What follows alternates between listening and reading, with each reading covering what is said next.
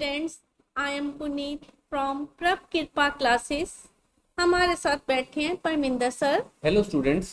आज का हमारा चैप्टर है सिंथेटिक फाइबर्स एंड प्लास्टिक्स। अभी हम इसका लेक्चर नंबर 1 करेंगे। लेक्चर नंबर 1 में हम एनसीईआरटी क्वेश्चंस को करेंगे। तो स्टार्ट करते हैं। फर्स्ट क्वेश्चन है, explain why some fibres are called synthetic. Answer, some fibers are called synthetic fibers because they are man-made. They are not grown naturally. They are made by chemical processing of petrochemicals. For example, nylon, polyester, acrylic, etc. अब हमारे सामने question है कि कुछ fibres को synthetic क्यों कहते हैं। हम पहले देख लेते हैं कि फाइबर्स जो होते हैं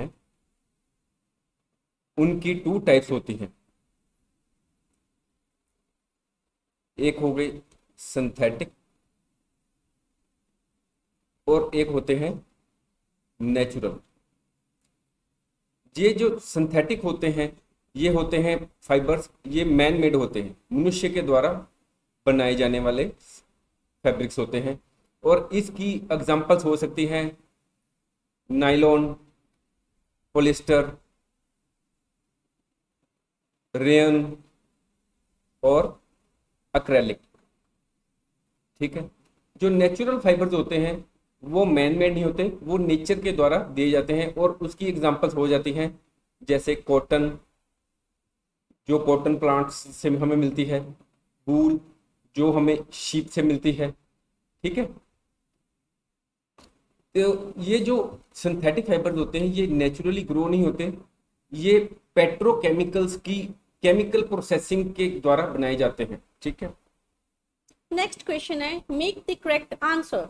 Rayon is different from synthetic fibers because A. It has a silk-like appearance. B. It is obtained from wood pulp. Or C. Its fibers can also be woven like those of natural fiber. So answer B. It is obtained from wood pulp. Synthetic fibers are of 4 major types: rayon, nylon, polyester, and acrylic. Rayon is also called artificial silk. Rayon is prepared by the chemical treatment of wood pulp. Rayon is semi-synthetic fiber. अब हमारे सामने question है कि rayon को synthetic fibre से different क्यों माना जा सकता है। ठीक है। और इसका आंसर है कि रेयन जो है वो वुड पल्प की केमिकल ट्रीटमेंट से बनाया जाता है। जैसे हमने पिछले क्वेश्चन में डिस्कस किया था कि सिंथेटिक फाइबर्स की 4 मेजर टाइप्स होती हैं: रेयन, नायलन, पॉलिएस्टर और एक्रेलिक। एक होता है नेचुरल सिल्क, जो कि सिल्क वर्म होता है उससे प्राप्त होता है हमें, वो एक छोटा सा इंसेक्ट होता है उससे। पर जो रेयन है ये सिंथेटिक फाइबर है और इसको हम आर्टिफिशियल सिल्क भी कहते हैं क्योंकि ये इसकी सिल्क लाइक अपीयरेंस होती है। इसको हम सेमी सिंथेटिक फाइबर भी कहते हैं। Next है filling the blanks. A. Synthetic fibers are also called dash or dash fibers, artificial और man-made fibers. जैसे कि हमने पहले ही डिस्कस किया था कि सिंथेटिक फाइबर्स जो होते हैं वो मैन मेड यानी कि मनुष्य के द्वारा बनाए जाते हैं और ये आर्टिफिशियल फाइबर्स होते हैं, ये नेचुरल फाइबर्स नहीं होते। ये आपके सामने कुछ एग्जांपल सिंथेटिक फाइबर्स की दी हुई हैं: पॉलिएस्टर, एक्रेलिक, लिक्रा एंड नायलॉन। ये पेट्रोकेमिकल की सिंथेसिस के द्वारा बनाए जाते हैं। B. Synthetic fibers are synthesized from raw material called dash petrochemicals. ये देखिए आप कि पेट्रोकेमिकल्स जो है वो उसकी यूसेज बहुत ज़्यादा है। ये क्लोथिंग यानी कि जब हम बात करें सिंथेटिक फाइबर्स वो क्लोथिंग होगी, ये petrochemical health, agrochemical, detergent, food, petrochemical के वास्ट यूसेज है। और सिंथेटिक फाइबर भी जो हैं वो पेट्रोकेमिकल से ही बनाए जाते हैं। नेक्स्ट है C. Like synthetic fibers, plastic is also a dash polymer. Plastic की तरह सिंथेटिक फाइबर जो होते हैं वो भी एक पॉलीमर ही है। पॉलीमर क्या होता है? पॉलीमर होता है a long chain molecule that is formed from small molecules linking together. जो छोटे छोटे ये मोनोमर है, एक छोटा मॉलिक्यूल और बहुत से मॉलिक्यूल्स ये मोनोमर्स इकट्ठे होकर पॉलीमर को क्रिएट करते हैं। नेक्स्ट है question number 4, give examples which indicate that nylon fibres are very strong. Answer, nylon fibers are very strong, so they are used for making ropes, used for climbing rocks, and for making parachutes. Nylon is also used in making sports accessories like rackets. Nylon fibers do not absorb water and are not attacked by fungus, moth, etc. अब हमने example देनी है कि nylon के जो fibres होते हैं वो बहुत स्ट्रॉन्ग होते हैं। वो कैसे होते हैं? वो इसलिए स्ट्रॉन्ग होते हैं, ये इस बात से पता चलता है कि जैसे ये देख रहे हैं पैराशूट्स की रोप्स, इसके बनाने के काम में नायलॉन की रोप्स को यूज़ किया जाता है। ये रॉक क्लाइंबिंग में जो रोप यूज़ हो रही है वो भी नायलॉन की बनी होती है, ठीक है। और आप ये स्पोर्ट्स के रैकेट्स देख रहे हैं, वे भी नायलॉन के बने होते हैं।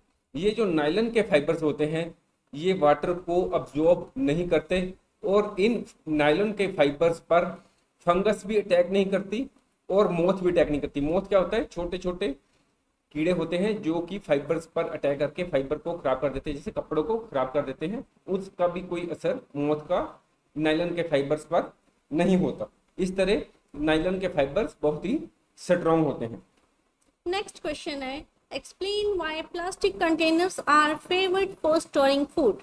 Answer, plastic containers are favored for storing food because number 1, plastic does not react with food items stored in them. Number 2, plastic containers are light, durable and easy to handle. Number 3, plastic containers are airtight. Or 4th, they are cheap and do not get rusted. अब हमारे सामने question है, food को store करने के लिए plastic containers को क्यों ज़्यादातर यूज़ किया जाता है? इसका आंसर ये है कि जो भी आइटम फूड की ज़्यादातर इसमें स्टोर की जाती है वो उसके साथ प्लास्टिक रिएक्ट नहीं करता। दूसरा है कि ये जो प्लास्टिक के कंटेनर होते हैं ये हल्के होते हैं, ड्यूरेबल होते हैं और इनको हैंडल करना बहुत आसान होता है। इसके कंपैरिजन में अगर हम आयरन का कंटेनर लें तो वो उसको हैंडल करना भी मुश्किल होगा क्योंकि वो भारी भी होगा, ठीक है। और ये जो प्लास्टिक के कंटेनर्स होते हैं ये एयर टाइट होते हैं। ये देखें आप, ये एयर टाइट होते हैं, इनके अंदर हवा जल्दी से नहीं जा पाती। और दूसरी बात, अगली वाली बात है कि ये चीप, ये सस्ते होते हैं और इनको रस्ट नहीं लगती, यानी कि आयरन के जैसे आयरन रस्टिंग हो जाती है, जंगाल लग जाता है, इस पे कोई भी ऐसी चीज नहीं होती। अब आपके सामने क्वेश्चन है, हमने डिफरेंस एक्सप्लेन करना है between thermoplastic and thermosetting plastics. सबसे पहले बात करते हैं थर्मोप्लास्टिक। थर्मोप्लास्टिक्स वो प्लास्टिक्स होते हैं जो कि हीट करने पर सॉफ्टन हो जाते हैं, ये नरम पड़ जाते हैं, जैसे पॉलीथीन, पीवीसी। थर्मोसेटिंग प्लास्टिक्स वो प्लास्टिक्स होते हैं विच व्हेन मोल्डेड वंस, जब इनको एक बार मोल्ड कर लिया जाता है उनको दोबारा हीट करके फिर सॉफ्ट नहीं किया जा सकता। उसकी एग्जांपल है बेकलाइट और मेलामाइन। थर्मोप्लास्टिक्स जो होते हैं इनका लो मेल्टिंग पॉइंट होता है, यानी कि इनकी टेम्परेचर जो उसको मेल्ट करने वाली होती है उसकी टेम्परेचर कम होती है, पर अगर इनको हम शुरू में ही जब मोल्ड करते हैं तो इनका टेम्परेचर बहुत ज़्यादा होता है, तभी ये मेल्ट हो पाते हैं। हाई टेम्परेचर पर इनको मेल्ट करना पड़ता है। जो थर्मोप्लास्टिक्स होते हैं इनको रिसाइकल किया जा सकता है, रीमोल्ड किया जा सकता है, जबकि थर्मोसेटिंग प्लास्टिक्स जो हैं इनको रीमोल्ड या रिसाइकल नहीं किया जा सकता। ये थर्मोप्लास्टिक्स सॉफ्ट भी होते हैं और वीक भी होते हैं, जबकि इनके कंपैरिजन में थर्मोसेटिंग प्लास्टिक्स जनरली हार्ड और स्ट्रॉन्ग होते हैं। थर्मोप्लास्टिक्स की ड्यूरेबिलिटी लो होती है, उनकी ड्यूरेबिलिटी हाई होती है। ये जो थर्मोप्लास्टिक्स हैं, जैसे आपको ये दिखाया गया है, ये थर्मोप्लास्टिक्स के बने हुए हैं। इस थर्मोप्लास्टिक से क्या क्या चीज़ बनती है, जैसे टॉयज हो गए बच्चों के, बकेट्स, घर में यूज होने वाली बकेट्स, कॉम्स, जिससे हम बालों में को यूज करते हैं।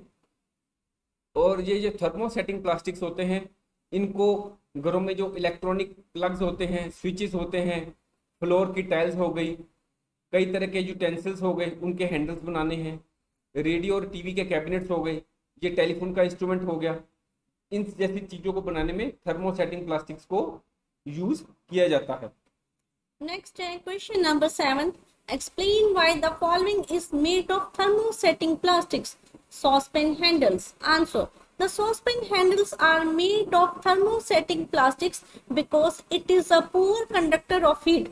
So when we heat the saucepan, the heat is not transferred to the handle and we can hold the hot saucepan safely without getting our hands burnt. अब हमारे सामने क्वेश्चन है कि सॉसपेन के हैंडल्स जो हैं वो थर्मोसेटिंग प्लास्टिक्स के क्यों बने होते हैं। आंसर है, हम आमतौर पर किचन में देखते हैं, कुकर हो गया, सॉसपेन हो गया, उनके जो हैंडल होते हैं वो किस चीज़ के बने होते हैं? वो बने होते हैं थर्मोसेटिंग प्लास्टिक्स के। वो इसलिए थर्मोसेटिंग प्लास्टिक्स के बने होते हैं क्योंकि ये जो प्लास्टिक होता है ये पुअर कंडक्टर ऑफ हीट होता है। जब हम सॉसपेन को गर्म करते हैं तो हीट जो होती है वो हैंडल को ट्रांसफर नहीं होती, बल्कि हैंडल जो है वो गर्म नहीं होता और हम हॉट सॉसपेन को भी सेफली पकड़ सकते हैं और इससे हमारे हाथ बर्न्ट यानी कि जलते नहीं हैं। Next, explain why the following is made of thermosetting plastics. Electric plugs, switches, plug boards. Answer. Electric plugs, switches, plug boards are made of thermosetting plastics because it is a poor conductor of electricity. When electricity passes through the plugs, switches, plug boards, it produces heat and this type of plastic does not melt and protects us from electric current passing through them. अब हमारे सामने question है कि electric के plugs, electric के switches, electric के जो plug boards हैं उनको बनाने में थर्मोसेटिंग प्लास्टिक्स क्यों यूज़ की जाती है। वो इसलिए यूज़ की जाती है क्योंकि जो थर्मोसेटिंग प्लास्टिक्स है वो इलेक्ट्रिसिटी का पुअर कंडक्टर है। जब इलेक्ट्रिसिटी इन प्लग्स, स्विचेस और प्लग बोर्ड से क्रॉस करती है तो ये जो है गर्म हो जाती, इससे हीट प्रोड्यूस होती है और इस तरह का प्लास्टिक जो है वो उस हीट से मेल्ट नहीं होता और करंट पास होते समय भी हमें कोई भी परेशानी नहीं होती, हमें करंट नहीं लगता। Next, categorize the materials of the following products into can be recycled and cannot be recycled. Telephone instrument, plastic toys, cooker handles, carry bags, ball point pens, plastic bowls, plastic covering on electrical wires, plastic chairs, electrical switches. So answer. अब आपके सामने ही हमने show कर दिया है, जैसे कि बच्चों के खिलौने हो गए, इनको रिसाइकिल किया जा सकता है। ये जो कैरी बैग्स हो गए, इनको रिसाइकिल किया जा सकता है। ये बॉल पॉइंट पेन हम यूज़ करते हैं, छोटे छोटे प्लास्टिक के कंटेनर, और ये इलेक्ट्रिक वायर पर जो कवरिंग होती है वो, ये जो चेयर्स होती हैं, इन सबको रिसाइकिल किया जा सकता है। पर जैसे ये टेलीफोन का इंस्ट्रूमेंट है, सॉस पैन के, कुकर के हैंडल हो गए या इलेक्ट्रिकल स्विचेस हो गए, इनको रिसाइकिल नहीं किया जा सकता। ठीक है। Next, Rain wants to buy shirts for summer. Should he buy cotton shirts or shirts made from synthetic material? Advise Rain, giving your reason. Answer. Rain should buy cotton shirts for summer because cotton clothes have pores which allow sweat to come out, evaporate and cool our body. यहाँ पर question दिया गया है कि अगर कोई person shirts को खरीदना चाहता है समर के लिए, गर्मी के मौसम के लिए, तो उसको कॉटन की शर्ट यूज़ करनी चाहिए, बाई करनी चाहिए या सिंथेटिक मटेरियल की, उसको आप क्या एडवाइस करेंगे? हमारी ये एडवाइस रहेगी कि उसको कॉटन की शर्ट को परचेज करना चाहिए, क्योंकि कॉटन के क्लोथ्स में छोटे छोटे पोर, छोटे छोटे छिद्र होते हैं, जिससे कि जो हमारी स्वीट पसीना होता है वो बाहर आ सकता है, इवेपोरेट हो सकता है, और इससे हमारी बॉडी जो है वो कूल हो जाती है। Next, question number 10. Give examples to show that plastics are non-corrosive in nature. Answer. Following examples show that plastics are non-corrosive in nature. Number 1. Many food items are stored in plastic containers. Plastic does not react with these stored food items. Number 2. Plastic containers are used to store various kinds of chemicals. For example, acid used in bathroom. Number 3. plastic does not react with air and water, which is essential for corrosion. अब हमने examples देनी है ये prove करने के लिए कि plastic जो है उसकी नेचर कोरोसिव नहीं है। पहली एग्जांपल है कि प्लास्टिक के कंटेनर्स में हम बहुत सी फूड आइटम्स को स्टोर करते हैं पर प्लास्टिक इनके साथ में रिएक्ट नहीं करता। दूसरी एग्जांपल है कि प्लास्टिक के कंटेनर्स को हम बहुत से केमिकल्स को स्टोर करने में यूज़ करते हैं, जैसे हार्पिक हो गया या तेजाब वगैरह हो गया, उनको बाथरूम में यूज़ करते हैं तो वो प्लास्टिक के कंटेनर्स में ही रखते हैं। नेक्स्ट है कि प्लास्टिक जो है वो एयर और वाटर के साथ रिएक्ट नहीं करता, जो कि कोरोजन के लिए बहुत ही ज़रूरी होता है। Question number 11 है, should the handle and bristles of a toothbrush be made of the same material? Explain your answer. Answer: no, the handle and bristles of a toothbrush should not be made of the same material because the handle of the toothbrush should be strong and hard, but the bristles of a toothbrush should be soft and flexible. If the bristles are made of hard material, then it will damage our gums. अब हमारे सामने question है कि जो toothbrush है उसके bristles जो हैं और जो इसका हैंडल है वो एक ही मटेरियल का होना चाहिए। आंसर है नहीं, ये जो इसका हैंडल है ये स्ट्रॉन्ग मटेरियल का बना होना चाहिए, ये हार्ड होना चाहिए, पर इसका जो ब्रश है, जो ब्रिसल्स हैं ये ऊपर वाले, ये फ्लेक्सिबल और सॉफ्ट होने चाहिए। क्योंकि अगर ये जो ब्रिसल्स या ब्रश जो है ये अगर हार्ड मटेरियल का होगा तो अगर जब हम टूथपेस्ट करेंगे तो हमारे गम्स को नुकसान पहुंचा सकते हैं। Next है, avoid plastics as far as possible. Comment on this advice. Answer: we should avoid plastics as far as possible because plastics are non-biodegradable materials. Plastic takes several years to decompose. Burning of plastic releases poisonous gases into the atmosphere, causing air pollution. Plastic carry bags thrown in garbage are swallowed by animals, choke their respiratory system, and it ultimately leads to the death of many animals. अब हमारे सामने question है कि हमें plastics का जहाँ तक हो सके अवॉइड करना चाहिए। हमें इस पर कुछ लाइंस लिखनी है। प्लास्टिक जो है वो नॉन बायोडिग्रेडेबल मटेरियल्स हैं। नॉन बायोडिग्रेडेबल का मतलब है कि ये अपने आप खत्म जल्दी से नहीं होते, इनको डिकम्पोज होने में सेवरल ईयर्स नहीं बल्कि कई डिकेड्स लग सकते हैं। जब हम प्लास्टिक को बर्न करते हैं तो इससे एटमॉस्फेयर में एयर पोल्यूशन होता है।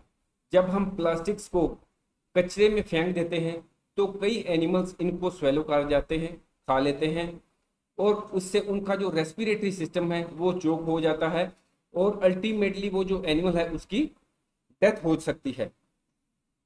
अब हमारे सामने है कि कॉलम ए को कॉलम बी के साथ में हमने मैच करना है। सबसे पहले है पॉलिस्टर। ये आपके सामने पॉलिस्टर है। जब हम सुबह उठकर स्कूल में या कॉलेज में जाते हैं तो हम क्या देखते हैं कि हमारी जो शर्ट है, पैंट है, वो उसको आयरन हुआ होना चाहिए, यानी कि उसकी इस्त्री हुई होनी चाहिए। तो ये जो पॉलिस्टर होता है ये fabrics do not wrinkle easily, ये आसानी से इन पर सिलवटें नहीं पड़ती। इसकी ये मतलब नहीं है कि हमें हर समय पॉलिस्टर के कपड़े पहनने चाहिए। अगर गर्मी का मौसम है तो हमें कॉटन के पहनने पड़ेंगे। आजकल आप देखेंगे टीवी में बहुत ऐड आती है कि जो कुकवेयर, हमारे जो भी हम यूटेंसिल्स यूज करते हैं वो नॉन स्टिक होने चाहिए, वो उसमें ऑयल कम यूज होता है। इन पर ये जो आप देख रहे हैं ये कोटिंग होती है ना, ये कोटिंग है काले रंग की, ये टेफ्लॉन की होती है।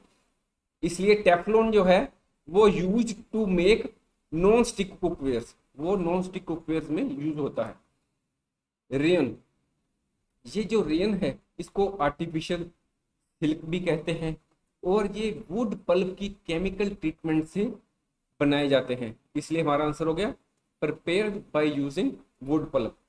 और नायलॉन जो है ये एक सिंथेटिक फाइबर है, इसको यूज किया जाता है पैराशूट्स की रोप बनाने में, रॉक्स में यूज होने वाली, और ये जो स्टॉकिंग्स होते हैं लेडीज पहनती हैं इनको बनाने में ये जो नायलॉन वगैरह यूज होते हैं।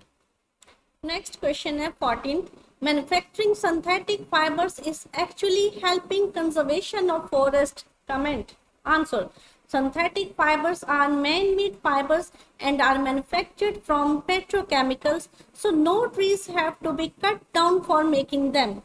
On the other hand, raw materials for natural fibers are mainly derived from plants, and this means cutting a lot of trees. This leads to deforestation. Hence, manufacturing synthetic fibers help in the conservation of forests. हमारे सामने question है कि synthetic fibres को अगर हम manufacture करते हैं तो इससे हम एक्चुअल में फॉरेस्ट को बचा रहे हैं, कंजर्व कर रहे हैं। इसके ऊपर कमेंट करना है। जो सिंथेटिक फाइबर्स होते हैं ये मैन मेड फाइबर्स होते हैं, ये नेचुरल फाइबर्स नहीं होते, ये पेट्रोकेमिकल से बनाए जाते हैं। इसलिए इनको बनाने के लिए हमें किसी भी ट्रीज को नहीं काटना पड़ता।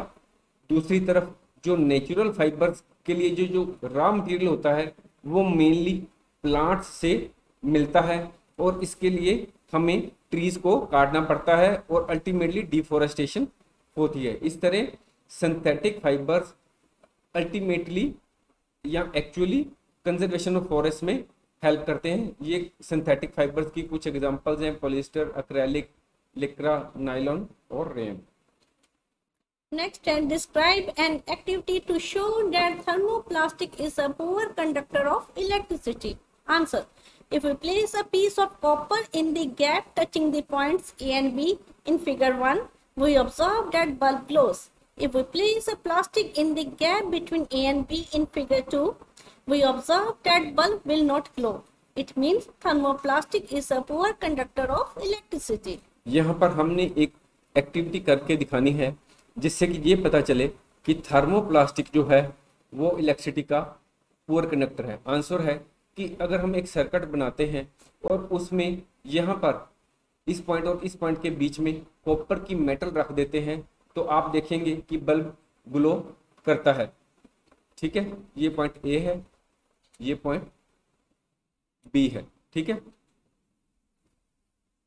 और दूसरी तरफ हम दूसरी पिक्चर में देखते हैं कि ए एंड बी पॉइंट के बीच में हम थर्मोप्लास्टिक को रखते हैं तो बल्ब जो है वो ग्लो नहीं कर रहा। इस तरह ये क्लियर हो गया कि थर्मोप्लास्टिक जो है वो इलेक्ट्रिसिटी का पुअर कंडक्टर है। If you like our video please like, share and subscribe our channel. Thank you. Thank you.